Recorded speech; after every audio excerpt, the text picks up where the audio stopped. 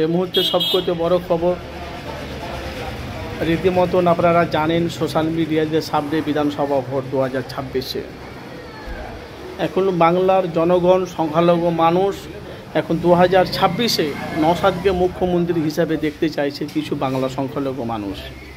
আপনারা জানেন যে 34 বছর বাংলা রাজত্ব করেছে সিপিএম পার্টি, বাংলায় দুর্নীতি ছিল না। এখন পশ্চিম বাংলাতে বেশিরভাগ বামফ্রন্ট সিপিএম পার্টিটাকে চাইছে। বিজেপি সরকার যবে থেকে এই বাংলাতে এসেছে তবে থেকে মানুষের হিন্দু মুসলমানের ঘুমকে হারাম করে দিয়েছে। কোন পার্টি? BJP party. এবার বিজেপির সাথে যাদের জোট আছে তারা ওদের সাথে একই সঙ্গ করছে। কিন্তু এখন 2026-এ এখন কিছু বাংলার মানুষ নতুন চমক, নতুন ঝলক এখন দেখতে চাইছে 2026-এ। তো ভাই আপনাদের মতামত জানাবেন। কেন বলছি, এই দেখেন এসআই চালু হয়েছে বাংলাতে।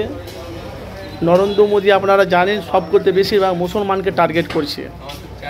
তো বলার আগে কিছু আপনাদের কাছে সত্যটা মানুষের কাছে প্রকাশ করি আমি। আপনারা জানেন এই যে এসআইতে যে ফর্ম ফিল আপটা করছে আইএসএফের চেয়ারম্যান নওশাদ সিদ্দিকী, উনি নিজের দায়িত্ব নিয়ে ভাঙড়ে অথচ ক্যানিংয়ে নিজের দায়িত্ব নিয়ে উনি ফর্ম ফিল আপ করছে, নিজের দায়িত্ব নিয়ে ফর্ম ফিল আপ করছে।